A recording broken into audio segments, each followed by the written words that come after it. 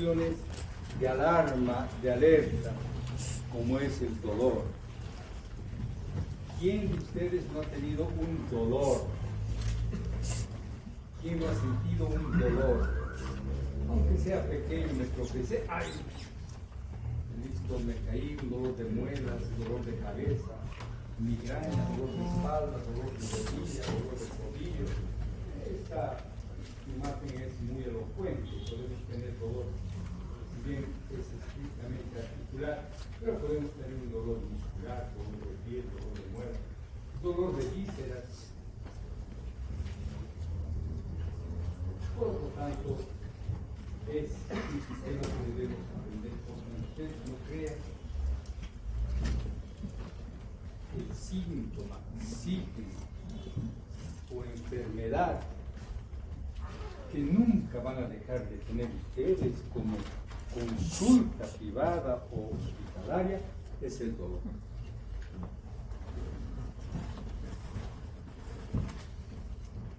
En una emergencia acuden por dolor, apendicitis, colecistitis, dolor por trauma, dolor de cabeza, migraña, hemorragia intracerebral, dolor de un infarto de miocardio. O sea, vean ustedes que este sistema es de una alarma y es de frecuencia permanente cuando somos médicos. De manera que tenemos que enfocarlo muy bien. Y empezamos entonces a estudiar otra vuelta con un sistema muy parecido como el de ayer, con el sistema coordenado posterior, donde debemos describir muy sencillo, tres neuronas. Y hemos visto y hemos indicado algunas diferencias. La primera diferencia indudablemente es que su primera neurona, la primera neurona, el ganglio, toma de pulsación con la segunda neurona, ipsilateralmente en el asta posterior. Entonces la primera neurona, que es el ganglio, emite su acción a la periferia para formar el receptor, y su acción central ingresa por la raíz posterior al asta posterior y toma contacto con interneuronas. Estas van a decusarse, cruzan la línea media y forman el fascículo espino talámico lateral ascendiendo hasta encontrar su segunda neurona. O me voy a referir a la tercera neurona, es decir, la primera neurona, la segunda neurona, la tercera neurona asciende y pasa el bulbo protuberancia en el encéfalo y llega hasta el tálamo, donde hace sinapsis con el núcleo dentro posterior lateral y luego se dirige hacia la corteza cerebral. Bien, entonces, ¿qué vamos a demarcar? La diferencia, ¿verdad? La diferencia con el otro sistema coordenado posterior. La diferencia es que tiene la primera decusación a nivel medular, asciende contralateralmente formando el fascículo espino-talámico lateral, asciende por la médula, bulbo, protuberancia, mesencéfalo y termina siendo sinapsis con la tercera neurona a nivel del tálamo, y de esta se proyecta hacia la corteza somatosensorial. Está en la misma situación del sistema coordenado posterior. ¿Qué hace? ¿Qué va a hacer este fascículo? Nuevamente, más simplificado bastante. Su realización seguiría haciendo sus sinapsis en la corteza. ¿Qué transmite? Dolor, temperatura y el casco grueso o protopático, que ya lo mencionamos. Se divide, y aquí vamos a dar algo muy importante. El tracto espino-talámico lateral es el que hemos descrito, transmite el dolor, temperatura, y el espino-talámico ventral o anterior, que va a conducir el tracto grosero. Muy bien, seguimos. Esto ya lo hemos adelantado, es fácil y sencillo, ¿verdad? Debemos recordar esas características que son fundamentales. Ahora, si bien su trayecto es muy similar hasta el mucho evento posterolateral. Hay algunas diferencias que todavía vamos a remarcar y son muy importantes. Vamos a ver que tiene, funcionalmente, el dolor tiene afectividad o no. ¿Sí? ¿Tiene memoria? Sí. Porque no voy a volver a tocar esa panza caliente. No, ni voy a tocar otra vez una tuna. No. Tengo memoria al dolor. ¿Bien? Entonces, como el otro sistema termina en la corteza primaria, ubicada ya sea un doble, ¿no es cierto?, forma un homúnculo sensorial y permite la discriminación de la intensidad del estímulo. Hasta ahí, muy bien.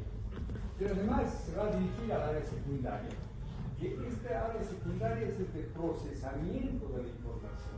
No llega ahí la información, sino de la S1 va a mandar a la S2 para que se procese esa información y va a permitir reconocer las características del estímulo, lo agradable, lo desagradable. Luego tenemos esta otra corteza insular profunda que va a permitir procesar el componente afectivo. Caramba, eso es muy importante. El carácter afectivo, un dolor de muelas, no quiero que se convierta en una caries grande, tengo que ir. Carácter afectivo, no voy a cometer el mismo error de quedarme toda la mañana tomando sol porque me va a quemar. Carácter afectivo.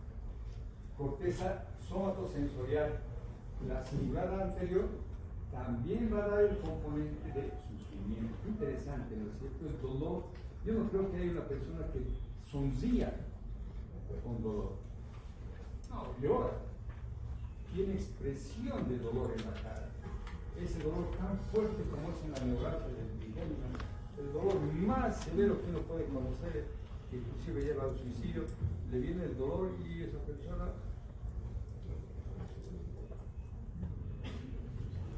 durante 2 segundos, durante 1 minuto, ha tenido la presencia del dolor y es una expresión, pero así de dolor. Así, no puede hablar, no puede emitir ningún sonido, no hacer nada, se queda, pasa, espera que no vuelva a ser. ¿Se imaginan que ese paciente tenga, esa persona tenga 100 crisis de dolor al día? Con esa intensidad tan fuerte. Quiere comer, no puede porque el dolor le impide. Bien, entonces estamos viendo de que el dolor, a diferencia de del otro sistema, pues este es más complejo. Y vamos a ver que es más complejo porque vamos a empezar a comprenderlo.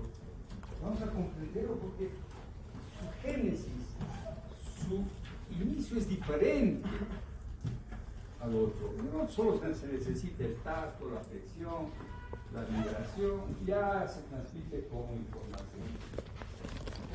No, el dolor tiene que representar algo.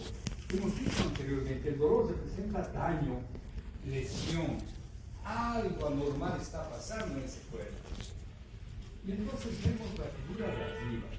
La figura de arriba nos está expresando que se ha aplicado un estímulo nocivo, se produce un daño y va a provocar la liberación de estas sustancias. Están en los mastocitos, están en las células y se liberan estas sustancias que vamos a llamar algógenas, o sea que son provocadoras de dolor. Y estas, por ejemplo, la bradicimina y la activación de las ciclooxigenasas en el proceso de la inflamación. Es muy bonito eso de la inflamación, cómo actúa la aspirina, cómo actúa el paracetamol, el ibuprofeno. Bien, entonces, además, ven ustedes, tenemos acá la liberación de bradicimina y estas otras sustancias como la histamina, el potasio, el nitrógeno, el péptido de la cinorocalcitonina, la sustancia P, toda una serie de sustancias que son consideradas y llamadas algógenas, generación de prostaglandinas, y todas, el simple daño, el simple contacto con una aguja ha producido la liberación y modificación de todas estas sustancias. Además, por estas vías se informa a los mastocitos y estos mastocitos contribuyen con mayor producción de sustancias. Las plaquetas que están siempre circundando por ahí van a contribuir con serotonina. Todas estas sustancias entonces son alógenas o proinflamatorias. Complejo, ¿no es cierto? Mientras que con nosotros no era necesario eso. Tenemos por otra parte péptidos liberados acá. Y esto es muy bonito. Si seguimos nosotros esto, que nos va a llevar mucho tiempo para estudiar. Los péptidos liberados en esta terminación nerviosa van a generar esta inflamación que se llama inflamación neurogénica. Y corresponde a un grupo grande llamado taquininas. Con estas abreviaturas, la sustancia P, la neuroquinina A y el péptido relacionado por ellas van a aumentar en la terminación nerviosa. Bien. Y acá tenemos al nervio. Pero vayamos a la siguiente, porque, bueno, ¿qué voy a extraer de esto, jóvenes? Se van a olvidar. ¿Qué voy a extraer? Que el daño, la lesión que se produjo, mínima o grande, es un sistema amplificador de liberación de sustancias algógenas o proinflamatorias, que van a tener contacto con la terminación nerviosa libre que conduce al dolor. Y podemos nombrar así, saber que esas sustancias algógenas son tan simples como los iones potasio y hidrógeno, o tan complejas como las prostaglandinas, ciertos neurotransmisores que los conocemos, la serotonina, y se produce por el daño que se ha realizado a este nivel, y además contribuyen otras células como los mastocitos o las plaquetas. Todo un sistema complejo en la generación de sustancias algógenas. Ah, caray, ¿y por qué estas sustancias algógenas? Pues, ¿qué van a hacer todas ellas? Probablemente van a modificar el potencial generador, el potencial del reposo del receptor. Y veamos esta segunda. La sustancia P, liberada acá por la terminación nerviosa, contribuye a la generación de braticimina y liberación de prostaglandina. Muy bien. Entonces hay una sustancia que es multiplicadora del problema. Y además sobre los mastocitos para liberar histamina. Es un sistema. La neurona libera sustancia P y esta sustancia P estimula al mastocito para que libere serotonina, a las plaquetas para que libere sustancia P los mastocitos. Después de una lesión tisular, hay toda esta cascada de aferentes donde se involucran las aferentes simpáticos, glóbulos blancos, plaquetas, todos ellos van a contribuir a sensibilizar a este deseo. Muy bien, seguimos jóvenes. Es interesante, yo digo, se van a memorizar y no lo olvidarán, sí. Esto sí me gusta. Es una simplificación de lo que hemos dicho anteriormente, pero es una simplificación muy buena. Veamos la primera imagen. ¿Qué podemos ver aquí? Vemos la terminación nerviosa que va a llevar a la señalización. Está tomando contacto con en un lugar situado donde se está produciendo la lesión. ¿Qué dice ahora la ley?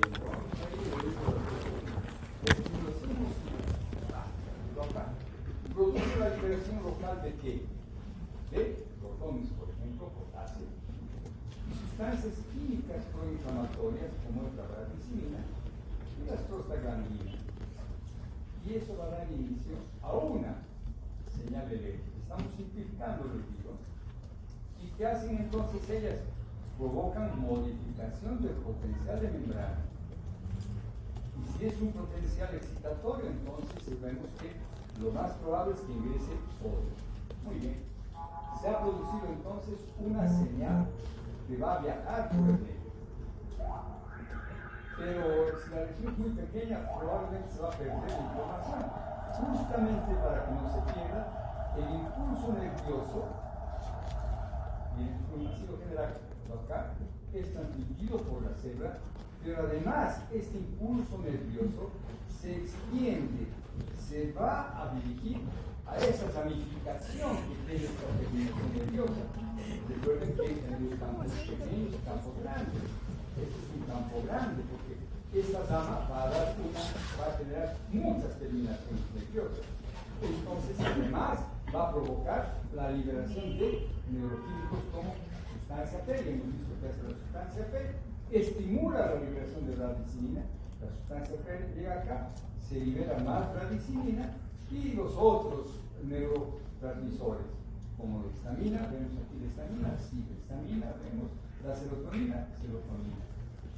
Y ellos son proinflamatorios, ¿no es cierto? ¿Estamos comprendiendo esta parte, jóvenes? Simple. Introducción, o mejor, lesión, alteración primordialmente del potasio, generación del potencial de acción que se transmite por esta fibra, pero como es un sistema donde se ramifica esta terminación nerviosa, el potencial generado se transmite a todas las ramificaciones de esta terminación nerviosa, aumentando en consecuencia la señal de dolor. Y veamos qué nos dice la última imagen. La radicinina, el hidrógeno y la serotonina, estos tres, hacen que estas terminaciones vocales y adyacentes sean más sensibles. Es como aumentar la sensibilidad. Aumentan básicamente para que esta terminación nerviosa siga manteniendo la generación de potenciales y que se transmiten ante cualquier nuevo estímulo. Son enfoques diferentes. El Guyton está de otra manera, pero todos llegan a lo mismo como la figura anterior. Lo que necesitamos es saber de que existen señales que van a actuar específicamente. Ojo, esta alteración no va a modificar el potencial del receptor, por ejemplo, de Meissner, o las otras terminaciones, Pacini, etc. No, porque ellas no están diseñadas para reaccionar con este tipo de estímulos. Esto es específico para las terminaciones nerviosas. Por eso se llama inflamación neurogénica. ¿Cómo podemos comprender la generación de una señal que se percibe como dolor? Ahora comprenden ustedes por qué un simple pinchazo, un gran pinchazo, una gran lesión, etc., genera dolor. Modificaciones a nivel del lugar donde se ha producido la lesión, modificaciones con liberación e intervención de un complejo de sustancias tan simples como el hidrógeno o tan complejas como las prostaglandinas.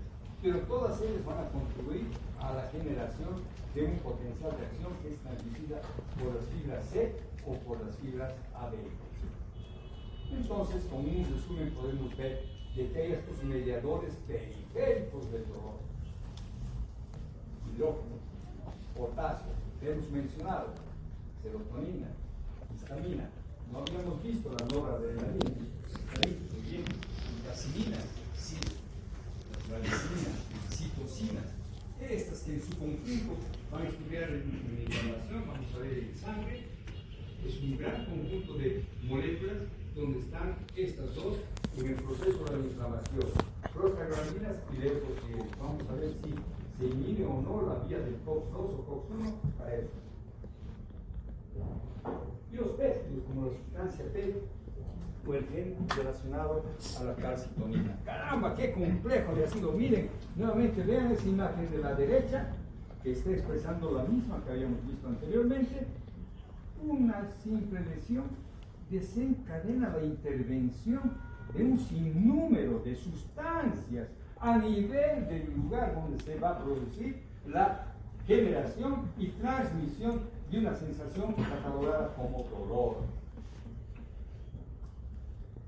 Y me gusta mucho esta parte. Miren, el dolor sí, pero me gusta este título, jóvenes, inflamación neurogénica, porque es un proceso inflamatorio. Pero es neurogénica, ¿por qué? Porque va a intervenir el sistema nervioso periférico. Interviene aquel sistema que va a determinar, esto es un daño, esto es dolor, tengo que informar a este cerebro para que haga algo. Si es una caricia, sigue, por favor, acaricia más, más, básicamente para acá. qué agradable. Eso es diferente. Acá tengo que tomar alguna reacción ante eso. Mediadores del dolor, entonces tenemos todos ellos que los hemos mencionado. Origen del tejido lesionado, entonces inflamatorio, entonces tejido nervioso. Algógenos, esas sustancias. Nuevas, estas son moléculas nuevas. Sensibilizadores, todos ellos hemos visto que sensibilizadores es el aumentar el número de potenciales, perpetuar el número de potenciales de acción en esa terminación nerviosa. Y también habíamos tenido nosotros algunas sustancias que pueden inhibir, pero no en la periferia, porque no me interesa inhibir en la periferia. Yo tengo que tener siempre contacto y relación y tengo que tener conocimiento de lo que está pasando. Estos mediadores periféricos son excitadores, son promotores de enviar la información. Pero en el sistema nervioso central tengo unos inhibidores, que los vamos a ver luego. Inhiben la transmisión del dolor, porque no puedo estar, y eso sucede cuando ustedes hagan práctica en emergencia, se van a encontrar con un niño quemado, con una persona que ha sido accidentada con un trauma ahí, y ya no se queja del dolor. Pero ahí está su lesión y uno se pregunta, ¿por qué no está llorando?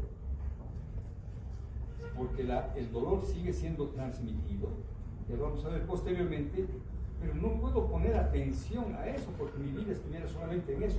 Tengo que poner atención en otras cosas, tener que me está preguntando cómo me voy a cuidar, qué voy a hacer.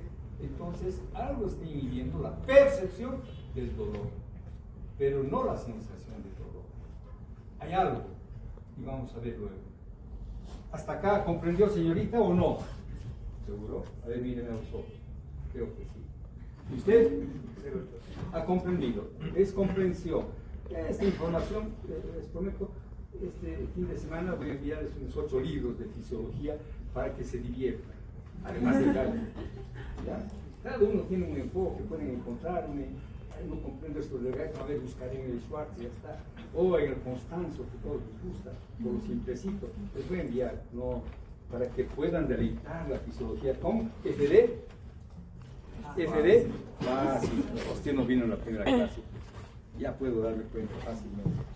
Muy bien, entonces van a deleitarse, oigan. Y esto me deleita, les vuelvo a repetir, es de toda esta parte de su anestesia. Esto tengo que tenerlo en mente siempre, jóvenes, porque con esto se van a enfrentar siempre, en su carrera, siempre. El familiar, me está doliendo, ya, toma esto, van a saber, pero ¿por qué?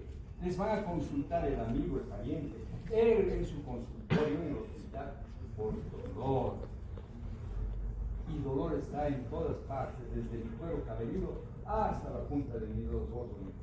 Bien, seguimos. Machete. Esto es algo nuevo, porque se ha complicado, y no nos vamos a complicar acá. Pero debemos mencionar que estas membranas, esos canales de sodio, se han complicado porque la neuroquímica ha avanzado, la espectrometría, o sea, los sistemas de investigación nanomolecular, que es lo más pequeño que es, ahora las nanomoléculas son. Uy, ¿ustedes de qué generación son? ¿De la mía o la Z?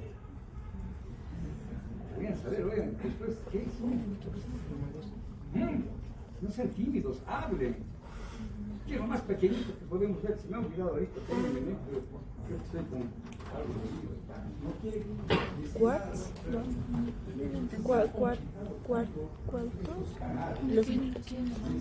Las bolitas. Las bolitas de los átomos. Y todos están abreviados. Porque estos nombres, pues, yo creo que ni el autor de esta imagen debe tenerlas de memoria. Les digo, les garantizo eso. ¿Para qué se va a estar aprendiendo? ¿Para qué sirve el DNA 1.9? ¿Y qué diferencia tiene el K.34 del K7.2? No, sabe que hay eso. Y posiblemente la teoría va a ir a revisar, pero tener en memoria esta información, no. Pero debemos saber que de lo simple que hemos estudiado, como son los canales iónicos, los canales de tróficos, el techo, eso ha ido complicándose, pero siguen siendo lo mismo, solo que se han encontrado otras moléculas, otras proteínas, otros que hacen de receptores, de tal manera que la especificidad es mucho mayor. A eso se refiere cuando vemos los canales de membrana del nociceptor. ¿Ya? Que comprendan esta parte, no los vamos a aprender. Les repito, así de una manera muy coloquial les puedo repetir que el autor de esta imagen no se la conoce de memoria. Porque ustedes si van a conocer de memoria, van a tener una memoria fantástica, fabulosa, pero inservible. Pero la información que hay canales de membrana del nociceptor que son complejas y que está compuesto por una serie de nuevas proteínas, esa es la información, esa frase, esa oración la voy a guardar. Bien, sigamos adelante. Y como les dije, este sistema es muy importante para nosotros. Entonces, voy a tener que aumentar más mi información útil. O información útil. No es un relleno de información, no, es información útil porque me va a permitir comprender más a este sistema. Bien, entonces veamos, a ver, ¿qué ven ustedes en esta figura? Me voy a acercar más porque creo que también hoy día. Entonces vemos que hay las terminaciones nerviosas libres, ¿sí? Son estas, que liberan sustancia B, eso es lo que hacen. Aquí hay una lesión, se transmite la información e ingresan por los dos tipos de fibras, ¿no es cierto? C y AD. Y hemos mencionado que tenemos la primera estación de paso a nivel de la médula, con interneuronas en las astas posteriores. Y luego de la ramificación ascienden hasta arriba. Y podemos ver de que las fibras A, B, C y D, no sé de dónde ha salido este autor, estaba explicando que son receptores específicos. Tenemos receptores ¿dónde? En el intestino, receptores en el músculo, eliminación de fibras, y una serie de receptores encapsulados. Y todas ellas convergen para ingresar por la raíz posterior, pero cada una llevando su información. Eso es lo que dice en esta imagen. Pero bueno, veamos qué es lo que hemos puesto acá como información. Además de estas fibras A, B y C que transportan información, ya sabemos sensorial, además existen las fibras A beta. Ya vamos a ver estas fibras A beta que conducen la información proprioceptiva y táctil epicrítica, van a intervenir mucho en el sistema de compuertas de la médula espinal y además en la generación de un problema de la percepción del dolor que es la allodynia. Un nuevo término que les va a interesar a la allodynia es la percepción de dolor ante un estímulo que normalmente no produce dolor. Por ejemplo, han ido a jugar voleibol, básquet, fútbol a campo abierto y se han hecho dar el sol, quieren colocarse la camiseta y es un ardor terrible. Ay, apenas el contacto, vean ustedes, es tacto, ¿no es cierto? Estoy colocándome la camiseta y eso me produce un dolor exquisito, un ardor terrible. Pero qué raro, ¿por qué me duele si solo estoy aplicando una camiseta? Eso es allodynia, la percepción de dolor ante un estímulo que normalmente no produce dolor. En eso van a intervenir estas fibras A beta. Las A delta, ahora atiendan, anoten, es muy importante, las A delta transmiten un dolor rápido. Y claro, su histología nos dice, ¿no es cierto?, tiene una cubierta todavía de mielina. Es un dolor rápido, que somos capaces de localizarlo con cierta precisión y además es agudo. Y van a ser responsables de la respuesta refleja inicial. Sí, he tocado la plancha y hago esto, ¿no es verdad? O viene alguien y me pellizca, caramba, no me molestes. Rápidamente he hecho esa reacción refleja. Entonces, esa reacción inicial a nivel dolor está llevada por las fibras A delta. Tienen los mismos receptores, pero la transmisión es diferente. No nos vamos a cansar de esa clasificación que tenemos de fibras, que en esa clasificación la última son las fibras C, y ahí en la figura que en algún momento hemos puesto es un axón, sin nada de mielina, son amielínicas. Estas entonces son las fibras más lentas. ¿A cuánto transmite? Vamos rápidamente, ¿quién sabe? ¿Quién sabe? 0,5 a 1, ¿no es cierto? O hasta 2. Podemos poner 1 metro por segundo, listo. Son realmente lentas. Tienen que saber esto de memoria. Oiga, jóvenes, caramba, me voy a enojar. No saben cómo me enojo. Me vengo en el examen.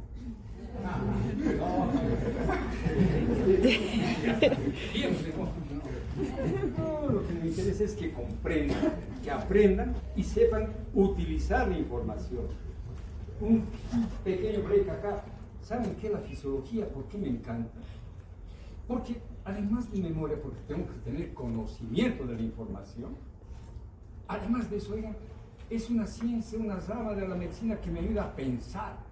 Utilizo la lógica, utilizo un pensamiento abstracto, me imagino, yo me estoy imaginando acá cómo las fibras están transmitiendo ese potencial de acción, imaginación, síntesis, lógica, toda mi capacidad intelectual alta puedo elaborar con la fisiología. Mientras que hay otras que no, solo voy a aplicar la fórmula, listo. Solo voy a dedicarme a nombrar. Memoria. Función básica. Pero con esto desarrollo algo más de todo eso.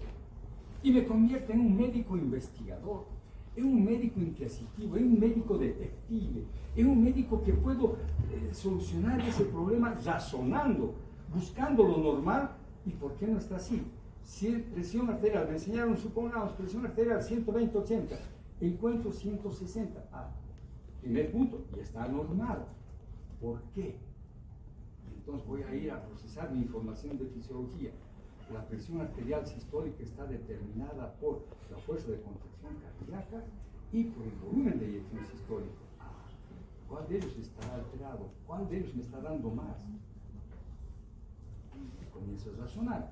Exceso de líquidos, ahí voy a buscar. Efectivamente, estás deteniendo líquidos en un edema. Y sigo ese proceso de investigación. Con un dato que me acordé que lo normal es 120-80. Pero vean, esa es la fisiología, jóvenes. Por eso tienen que venir acá a divertirse, a utilizar su imaginación. Tienen que divertirse. Bien, oiga, es fácil, por eso la fisiología viene con F de fácil.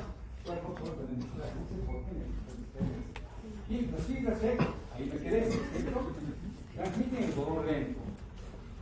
Más lentito, las fibras A delta que tienen cubierta pueden utilizar la teoría de la conducción saltatoria. Como estas C no tienen esa cubierta, la despolarización y despolarización se hace a lo largo de todo el trayecto de esta fibra, por eso son lentas. Es difuso y sordo. Significa entonces que un pinchazo, puedo decir, me has pinchado acá, pero un dolor de rodilla, me duele la rodilla, pero ¿qué pasa acá? Es esto, me está doliendo acá, no sé, pero señalamos un punto que voy a hacer, no puedo, pues aquí me está doliendo, fibra C, dolor sordo, difuso, difícil de localizar. La lesión de estos nervios periféricos puede generar impulsos espontáneos en sitios anormales. Ojo, la lesión de un nervio, por ejemplo, una lesión a nivel del túnel del cráneo. Voy a tener dolor, ¿no? O sea, a nivel del túnel está pasando el nervio mediano. Bien, y cuando hago mucho trabajo, digamos, soy tejedor, estoy haciendo esto, voy a lesionar al nervio. Sus terminaciones nerviosas están normales. Pero este nervio que está siendo permanentemente estimulado con estímulos nocivos va a generar un potencial, va a generar lo que se llaman descargas ectópicas, o sea, son descargas anormales. Normalmente quien produce las descargas, ¿quién es? El receptor. Pero en este caso este nervio que está siendo lesionado permanentemente está produciendo descargas ectópicas que van a dar lugar a otro tipo de dolor. Entre paréntesis, ya no va en la información, pero es importante, es útil. Cuando yo lesiono, lo que hemos visto, la inflamación neurogénica, me da un dolor que se llama en su conjunto dolor nociceptivo. Claro, es el nociceptor que está siendo dañado. Pero cuando el dolor emerge del daño en el nervio, ya no en su receptor, se llama dolor neuropático, porque se está originando en el nervio. La diabetes, por ejemplo, da un dolor neuropático. El túnel del carpo, dolor neuropático. La ciática, ¡ay! Esa ciática, ¡ay! Me da un dolor mixto, porque está siendo lesionado el nervio y también los receptores de la articulación. Entonces es un dolor nociceptivo y neuropático. Bien, han atendido eso, ¿no? Van a aprender en algún momento, ya saben, dolor neuropático, ejemplo clásico, neuropatía diabética. Listo, diabetes. En la diabetes debe haber esa alteración. Dolor neuropático, la neuralgia del trigémino. Dolor neuropático, la neuralgia por el herpes zóster. Tres grandes ejemplos de lo que es dolor neuropático, porque en esos tres se lesionó el nervio, no las terminaciones nerviosas. Bien, estamos contentos y todavía tenemos poco esto. Es tan lindo, nuestro pues es para mucho tiempo. Bien, la neurona nociceptiva aferente, recuerden, aferente, es bipolar, ya sabemos, ahí está el bipolar, manda a la terminación e ingresa para tomar contacto con la interneurona, ¿es cierto? Y se proyecta en la periferia de la neurona, eso ya sabemos que esta es una bipolar que va hacia afuera, genera el receptor y va hacia adentro, toma contacto con interneuronas. Información útil, de acá nada sabemos, nada. Bien. Ha llegado a la médula y ¿qué hace? Bien, el otro sistema, como no tiene contacto en la médula, pues se pasó de quito, no nos interesó describir mucho, ¿no es cierto? ¿Alguien se ha aburrido? ¿Están despiertos? Sí. ¿Han dormido ya ayer? No. Bien. Sigamos. Entonces, dos grupos de neuronas nociceptivas. En la médula espinal. Ojo. En el asa posterior. Ahí. Las primeras, y vean qué interesante su nombre, siempre hay que buscar. El nombre siempre nos dice algo. Neuronas de amplio rango dinámico. Amplio rango dinámico. ¿Qué significa esto? Significa que son activadas por estímulos, y vamos a ver, por ahí. Es esta. ER, son también ARD, porque está en inglés. Entonces tenemos aquí, al fondo, son, ojo, miren, interesante, estas neuronas son activadas tanto por información nociceptiva como no nociceptiva. O sea que van a ser activadas, pongamos, por el tacto, la presión y por el dolor. Por eso se llaman amplio rango dinámico. Y están localizadas más profundamente, láminas 4, 5 y 6. Pocas, no hay muchas adelante, o mejor en las láminas 1 y 2.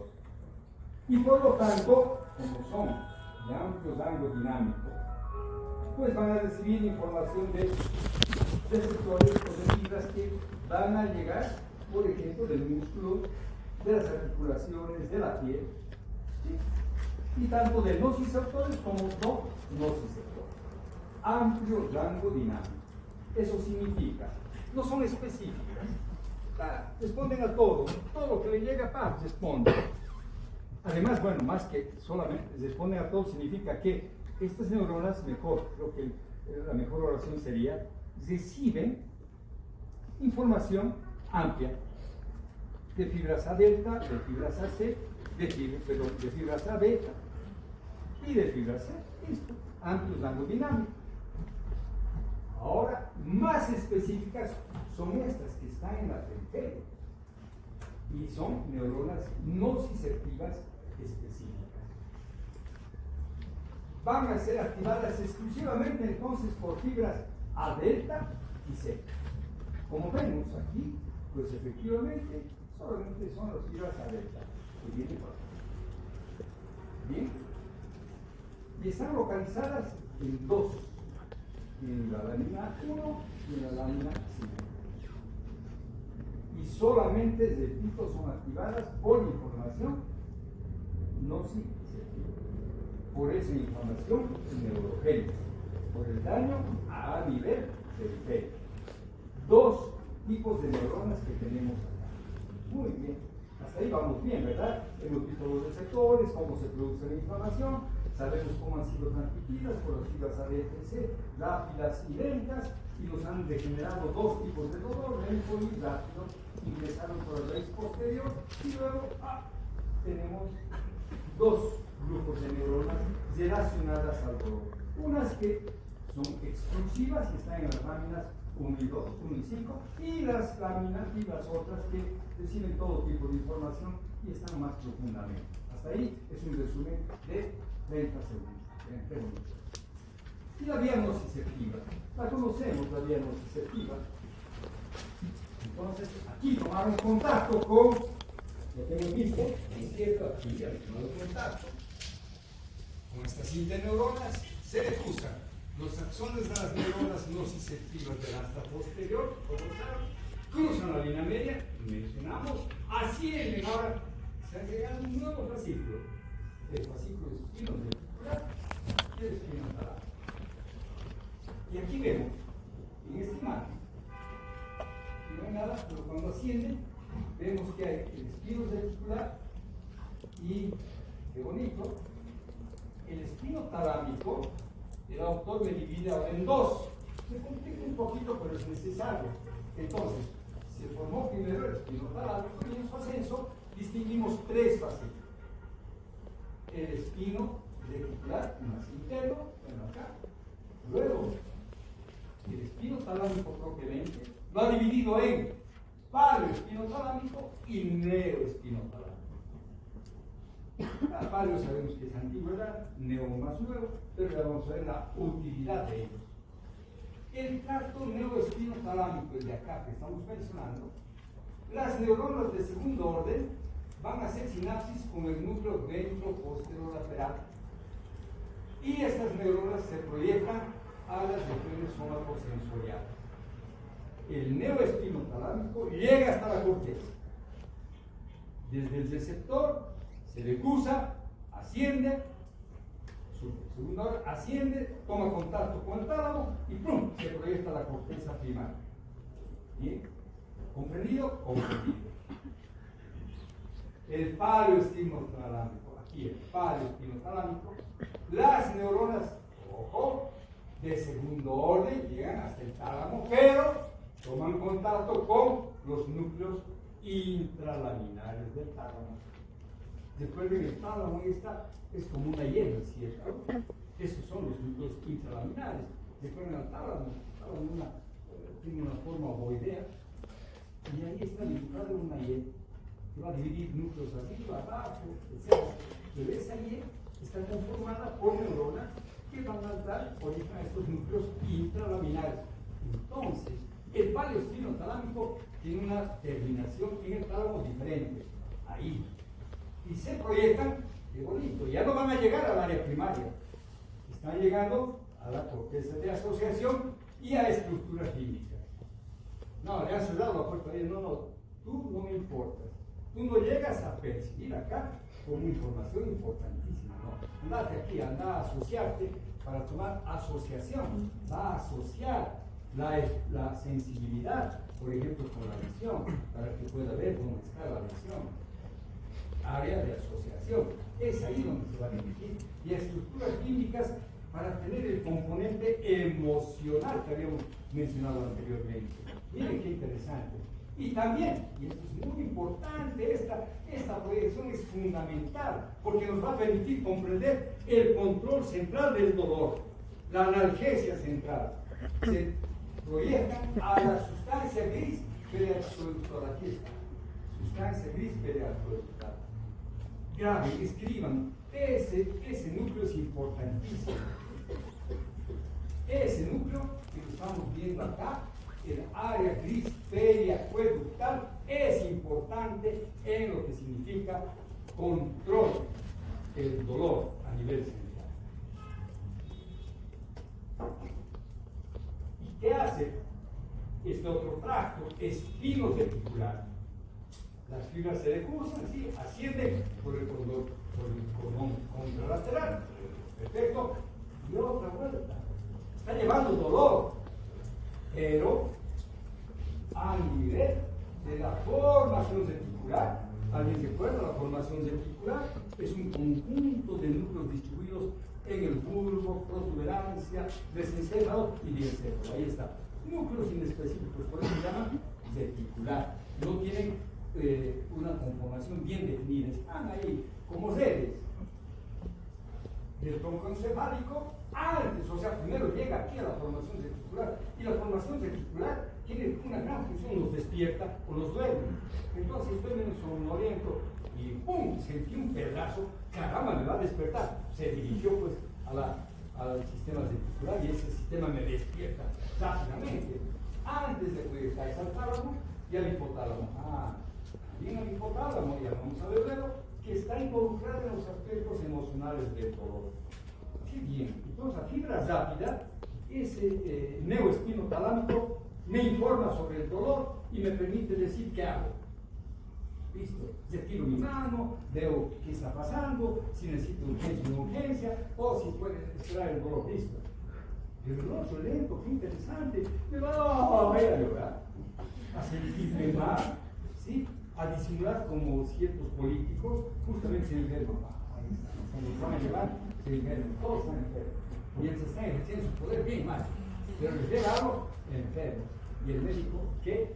Ahí es lo triste, ¿no? Certifica que está enfermo. Eso no. Tenemos que guardar siempre esa línea recta, que la sociedad siempre confíe en nosotros. Puedo no ser un buen médico, pero tengo que ser honesto. Eso nunca podemos perder, jamás. Y bien, sigamos adelante, jóvenes. Qué lindo es esto, ¿no es cierto? ¿Sí o no?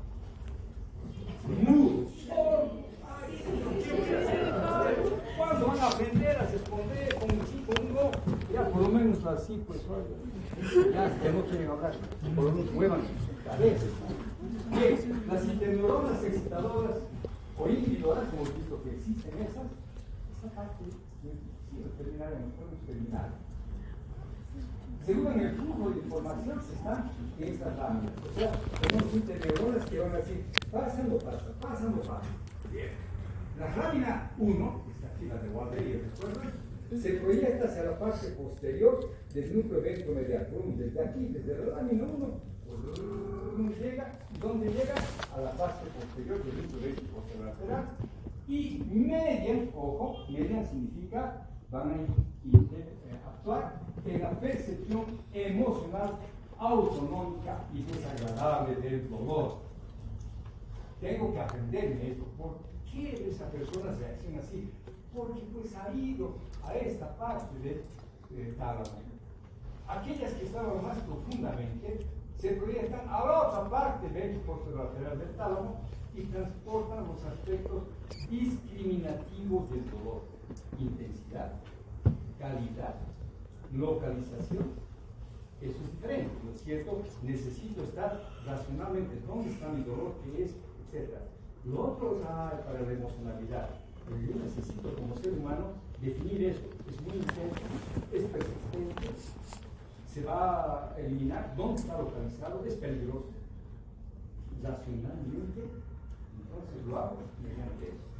Y luego el carpio espino mesencefálico. Ya me han agregado termina la sustancia gris periproductal y activa las, por eso es importante, nada está de más, activan las redes de dolor descendente. Y estas redes de dolor descendente son aquellas que me van a permitir explicar y comprender el control central del dolor. Y bueno, esto ya es demasiada información. Ya no, mi cabeza no da, es grande, pero ya se llenó. Que no se salga nada. ¿Listo? Está bien. Estamos guardando, hemos guardado. Pongamos aquí, control S, ya guardamos. Grabamos la información, que no entre virus, que no entre parasitología. Guardado, fisiología. Y esto vamos a ver mañana. Esto es modulación del dolor. Es hermoso, ¿verdad? está ahí, están pinchando menos tiempo dolor. ¿Por qué la acupunturista no me produce dolor? ¿Por qué? Hay una técnica que es interesante. Interesante, oigan, una sola vez la vi, no lo describieron más. Es un odontólogo que, apretando el lóbulo de la oreja, podría extraer una muela sin dolor. No es más, es fisiología. Muy bien, nos vemos mañana. ¿A qué hora? ¿Con qué? Un cuaderno. Hasta mañana, por